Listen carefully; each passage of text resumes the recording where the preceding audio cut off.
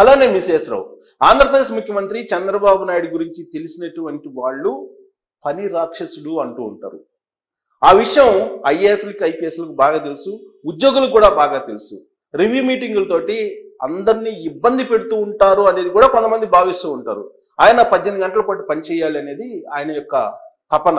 ప్రజల కోసం, సమాజం కోసం నిరంతరం శ్రమించాలి అనే దాని మీద ఆయన ఎప్పుడు కూడా తప్పించిపోతూ ఉంటారు. దాంట్లోనే ఆయన ఆనందం పొందుతూ ఉంటారు. పక్క వాళ్ళకి లేదా సమాజానికి లేదా సహచరులకి సేవ చేయడంలో ఆనందం పొందుతూ ఉంటారు ఆయన. అందుకే ఆయన 24 గంటలు పనిచేసినప్పటికీ కూడా అలసిపోనట్టు కనిపిస్తూ ఉంటారు. అదే ఆయన రహస్యం కూడా. 18 గంటలు పనిచేసినప్పటికీ కూడా ఆయన ఏమాత్రం తొందరపాటు లేకుండా, అలసిపోయినట్టు లేకుండా యాక్టివ్గానే కనిపిస్తూ ఉంటారు. అధికారులను కూడా తమలాగా పని చేయాలి అని చెప్పి అనుకుంటూ ఉంటారు ఆయన. అందుకే ఇప్పుడు కృష్ణా, గుంటూరు జిల్లాల్లో వరదలు వచ్చినటువంటి సందర్భంగా ఆయన శ్రమిస్తున్నటువంటి తీరుని కనుక చూస్తే ఆయన ఎంత శ్రామికుడు, సమాజం పట్ల ఎంత అంకిత భావం ఉంది, ప్రజల పట్ల ఎంత సేవాభావం ఉంది అనేది కనిపిస్తూ ఉంటుంది. ఆయన అర్ధరాత్రికి కూడా అలసిపోకుండా అక్కడ నిరాశ్రయుల దగ్గరికి వెళ్తూ ఉన్నారు. ఎన్డీఆర్ఎఫ్ బృందాలతోటి కలిసి ఆయన నిరాశ్రయుల వద్దకు వెళ్ళి వాళ్ళకి ఆదుకునేటువంటి ప్రయత్నం చేస్తూ ఉన్నారు. వాళ్ళకి ఏం కావాలనో తెలుసుకొని వాటిని అందజేసేటువంటి ప్రయత్నం చేస్తూ ఉన్నారు. అంతేకాదు, ప్రొక్లైనర్ మీద ఎక్కి 23 కిలోమీటర్లు ఆయన నీటిలోనే ప్రయాణం చేసి ఆ 23 కిలోమీటర్ల బారుకి ఎంతమంది నిరాశ్రయులు ఉంటే వాళ్ళందరినీ కూడా పలకరించి వాళ్ళకి ఏం కావాలో తెలుసుకొని ఇమీడియట్గా వాళ్ళకి సహాయ కార్యక్రమాలను అందజేసేటువంటి ప్రయత్నం చేశారు. ఆయన వయసు 74, కానీ ఆయన యాక్టివ్నెస్ చూస్తుంటే ఇప్పటికీ 20లోనే ఉన్నారా అనేటువంటి భావన కలుగుతుంది. ఆ వయసులో కూడా చంద్రబాబు నాయుడు ప్రొక్లైనర్ని చాలా ఈజీగా ఎక్కేశారు. 23 గంటల పాటు ఆ ప్రొక్లైన్ మీదనే ఉన్నారు, ట్రాక్టర్ల మీదనే తిరుగుతూ ఉన్నారు. 23 కిలోమీటర్లు తిరిగి సహాయ సహకారాలను అందించినటువంటి సీఎం చంద్రబాబు నాయుడిని జాతీయ మీడియా కూడా ప్రశంసించకుండా ఉండలేకపోయింది. ఆయన అందజేస్తున్నటువంటి సహాయ కార్యక్రమాలను చూసి అబ్బురు పడిపోతుంది ఢిల్లీ ప్రభుత్వం కూడా. దాదాపు 3 లక్షల మందికి ఆహారాన్ని అందించడానికి ఆయన ప్రయత్నం చేశారు. ఆ మేరకు సక్సెస్ కూడా అయ్యారు. అక్షయ పాత్ర ఇస్కాన్ వాళ్ళు దాన్ని యాక్టివేట్ చేసి ఎవరైతే నిరాశ్రయులు ఉన్నారో వాళ్ళందరి దగ్గరికి హైజనిక్ ఫుడ్ని అందించేటువంటి ప్రయత్నం చేస్తున్నారు. అలాగే తాగడానికి నీళ్లు కూడా అందుబాటులో ఉండడానికి ట్రాక్టర్ల ద్వారా, ట్యాంకర్ల ద్వారా పక్కనే ఉన్నటువంటి పాల ఉత్పత్తి కేంద్రాల నుంచి మంచినీళ్ళు సరఫరా చేసే ప్రయత్నం కూడా చేస్తూ ఉన్నారు. దాంతోపాటు డ్రోన్స్ ద్వారా ఆయన టెక్నాలజీని ఉపయోగించి ఎవరైతే చిక్కుకున్నారో మిద్దెల మీద, మేడల మీద వాళ్ళకి కనీస సౌకర్యాలు ఏదైతే కావాలో, కనీసం అవసరాలు ఏవైతే కావాలో వాటిని తీర్చేటువంటి ప్రయత్నం చేస్తున్నారు. ఆ దిశగా అధికార యంత్రాంగాన్ని, అలాగే మంత్రుల్ని, ఎమ్మెల్యేలను కూడా ముందుకు నడిపేలా ఆయన ప్రయత్నం చేస్తున్నారు. నిరంతర శ్రామికుడు చంద్రబాబు నాయుడు అనేది ఆయన గురించి తెలిసినటువంటి వాళ్ళు చెప్పేటువంటి మాట. గత 5 రోజుల నుంచి ఆయన చేస్తున్నటువంటి శ్రమను గనక గమనిస్తే నిజంగా మనిషా రాక్షసుడా అనేటువంటి ఒక భావన కలుగుతుంది. సాధారణంగా ఎవరైనా సీఎంలు ఈ స్థాయిలో శ్రమ పడినటువంటి వాళ్ళు లేదు. శత్రువు సైతం ఆయన చేస్తున్నటువంటి సహాయాన్ని, ఆయన శ్రమిస్తున్నటువంటి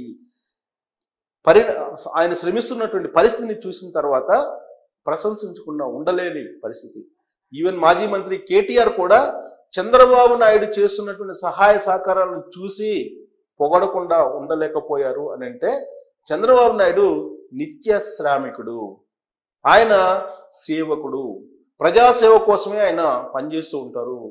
సమాజ శ్రేయస్సు కోసం, సమాజం యొక్క సంక్షేమం కోసం, భవిష్యత్తు కోసం, భవిష్యత్ తరాల మేలు కోసం, వాళ్ళకి బంగారు బాట వేయడానికి కోసం ఆయన విజన్ తయారు చేస్తూ ఉంటారు. ఆ విజన్ దిశగా వెళ్తూ ఉంటారు.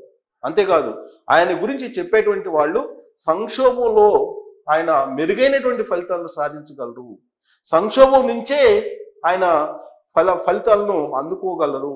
ఆ సామర్థ్యం కేవలం చంద్రబాబు నాయుడికి మాత్రమే ఉంది అనేది ఆయన గురించి బాగా తెలిసినటువంటి వాళ్ళు చెప్పేటువంటి మాట.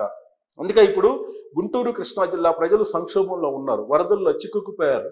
గత 4 రోజుల నుంచి వాళ్ళకి అనేక రకాల ఇబ్బందులు ఉన్నాయి. ఒకవైపు బుడమేరు, ఇంకొక వైపు కృష్ణా వరద నడుమ ఆ 2 జిల్లాల ప్రజలు, ప్రత్యేకించి ఆ 2 నగరాల ప్రజలు ఇబ్బంది పడుతూ ఉన్నారు. సౌకర్యాలు లేనటువంటి పరిస్థితి. అందుకే ప్రతి ఒక్కరికి కనీస అవసరాలు తీర్చడానికి చంద్రబాబు నాయుడు శ్రమిస్తున్నటువంటి తీరుని కనుక చూస్తే ఆయన సాహసం చేస్తున్నారా అని అనిపిస్తూ ఉంటుంది. సహజంగా కష్టపడడం అనేది చాలామంది చేస్తూ ఉంటారు, కానీ కష్టపడడంలో ఇష్టాన్ని చూపించేటువంటి వాళ్ళు చాలా తక్కువ మంది ఉంటారు.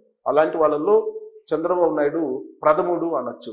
ఆయన కష్టాన్నే ఆస్వాదిస్తూ ఉంటారు, ప్రజాసేవనే ఆస్వాదిస్తూ ఉంటారు. అదే ఆయనకి ఎంజాయ్మెంట్. నిత్యం ప్రజల మధ్య ఉండడం, వాళ్ళ సమస్యలను తెలుసుకోవటం, వాటిని పరిష్కరించడం, సమాజంలో ఉండేటువంటి రుగ్మతలను తొలగించడం, సమాజానికి బంగారు బాట వేసేటువంటి ప్రణాళికలను రచించడం, ఇవే ఆయన నిత్యం చేసేటువంటి పని. ఆయన నిత్యం వాటి మీదనే కసరత్తు చేస్తూ ఉంటారు. అధికారులు కూడా ఆ విధంగానే ఆలోచించాలని చెప్పి కోరుకుంటూ ఉంటారు. మంత్రులు కూడా అలానే పనిచేయాలని కోరుకుంటూ ఉంటారు. అందుకే మంత్రులు ఎవరైతే పనిచేయరో వాళ్ళ మీద చర్యలు తీసుకుంటారని చెప్పి సీరియస్ వార్నింగ్ కూడా ఇప్పుడు ఇవ్వడం జరిగింది. వరదల నుంచి ప్రజలను క్షేమంగా బయట వేయాలి అనేటువంటి ఒక ప్రయత్నం చేస్తూ ఉన్నారు. ఆ ప్రయత్నంలోనే ఆయన ఉన్నారు. ఆయన పడుతున్నటువంటి తపన, పడుతున్నటువంటి కష్టం, ఇవన్నీ కనుక చూస్తే డెఫినెట్గా బద్ధ శత్రువు కూడా ప్రశంసించకుండా ఉండలేనటువంటి పరిస్థితి, ఒక్క జగన్మోహన్ రెడ్డి తప్ప. సో జగన్మోహన్ రెడ్డి ఇప్పుడు ఆయన్ని ప్రచారం పిచ్చోడు, ప్రచారం కోసమే ఇలా చేస్తున్నారు అని చెప్పి విమర్శిస్తూ ఉన్నారు. ప్రచారం కోసం అయితే ముఖ్యమంత్రి హోదాలో ఉన్నటువంటి చంద్రబాబు నాయుడు ప్రజాధనాన్ని ఖర్చు పెట్టి ఏ స్థాయి ప్రచారాన్ని చేసుకోవచ్చు. జగన్మోహన్ రెడ్డి అదే చేశారు. ఆయన ఎంత ఖర్చు పెట్టారో ప్రచారం కోసం జగన్మోహన్ రెడ్డి అనేది అందరికీ తెలుసు. సిద్ధం అంటూ ఎంత ప్రచారం చేశారో, ఎన్ని కోట్ల రూపాయలు తగలబెట్టారో అందరికీ తెలిసిందే. దాదాపు 500 కోట్ల పైగా ప్రచారానికి కేవలం ఎన్నికల సమయంలోనే ప్రజాధనాన్ని దుర్వినియోగం చేసేయడం అనేది జగన్మోహన్ రెడ్డి మీద ఉన్నటువంటి ప్రధానమైనటువంటి ఆరోపణ. కానీ చంద్రబాబు నాయుడు ఇప్పుడు ఈ వరదల్ని ప్రచారం కోసం ఉపయోగించుకునేటువంటి మనస్తత్వం కాదు. ఒకవేళ అదే మనస్తత్వం ఉంటే రాత్రి పగలు ఆయన నీళ్లలో నడుము లోతు దిగి నడవాల్సినటువంటి అవసరం కూడా లేదు ఆయనకి. ఒకవేళ నటించాలనుకుంటే అంతగా ఎవరు నటించలేరు. అన్ని గంటల పాటు నటించడం కూడా కష్టమే. ఒకవేళ నటించాలనుకుంటే కనుక 1-2 గంటలు వెళ్ళి ఫోటోషూట్ అయిపోయిన తర్వాత వెనక్కి వస్తారు.